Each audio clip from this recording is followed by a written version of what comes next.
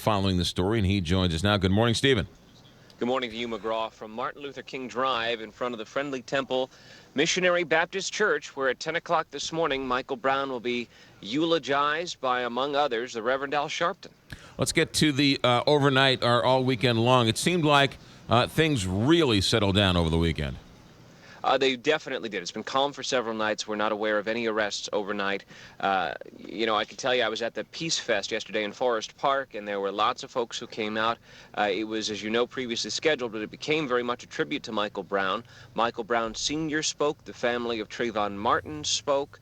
Al Sharpton spoke, and he called for this. He said, quote, "Mum's the word today, and then we fight for justice." So the call is for this to be a day of silence. I understand there is to be some kind of a march in downtown Ferguson today to the police headquarters, but the call here has been for silence and peaceful reflection today. The Brown family has begged for calm throughout all of this, and now the day of the funeral, once again, they're saying, please, please, please, no violence.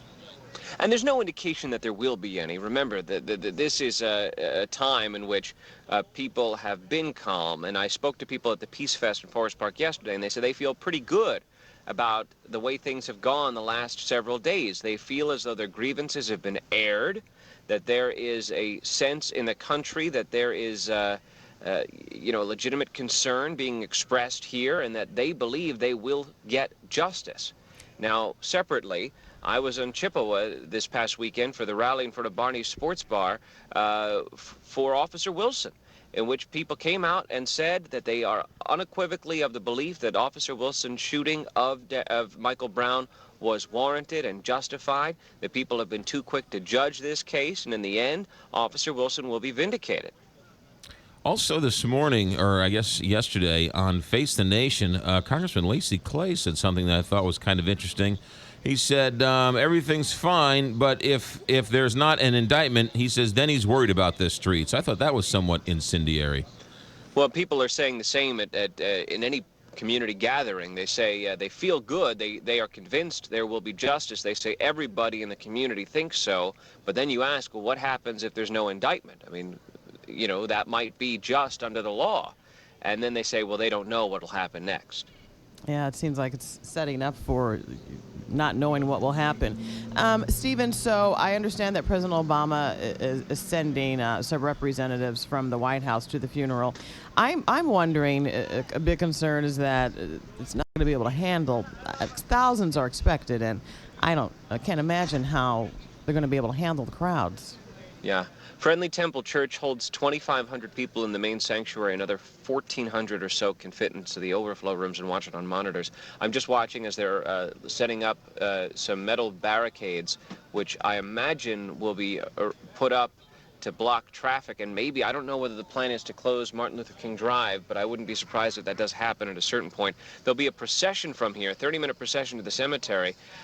This funeral will be broadcast by the networks and certainly I imagine by the local television stations here, so folks will have an opportunity to watch it. But I know that a whole lot of people intend to come to this, so it will be a very large crowd and a large scene here. Stephen Portnoy, this might not be the best question for you, maybe for more us, but an outsider's point of view. After the funeral, probably most of the cameras are going to pack up and leave and go to the next big story. But what are you hearing? What happens next in the St. Louis metropolitan area now that all the national news media picks up and goes away? What are you hearing? Well, I mean, I know obviously the question becomes, what does the St. Louis County grand jury do? I mean, Bob McCullough told you, McGraw, last week that he doesn't expect all the evidence to be presented until mid-October. So I guess at a certain point the question will be legally, what's the next step in the investigation? In terms of the U.S. attorney and his process, that's a whole separate matter, and they are usually very, very quiet about it. I have no idea what the next steps would be in that regard. Yeah. Stephen Portnoy, ABC News correspondent, live in St. Louis all weekend long, covering the story nationally. Stephen, thanks for checking in. Be safe, and we'll talk to you soon. Hey, you bet. Thanks. 628 here, Big 550 KTRS. Once the man is laid to rest, and once this initial shock is over with, regardless of how the grand jury comes back, there's still a bigger issue of there's a part of the community that doesn't trust another part of the community. It's two separate issues. Whether, let's say they come back and they charge the officer, okay, great. That still doesn't solve the problem of there's a portion of society that doesn't think they're being represented. So, great. The officer's charged, but the problem still exists. Even if the officer isn't charged, that problem still exists. So it's two separate stories. Yeah, it is. But from the weekend, from some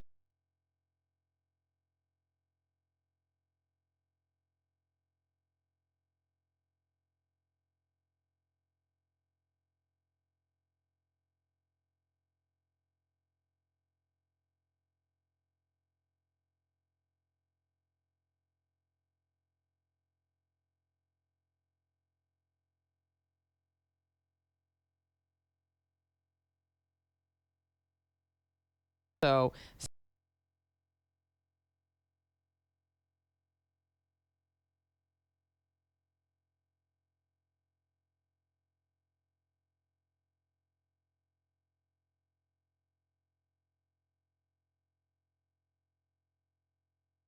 States.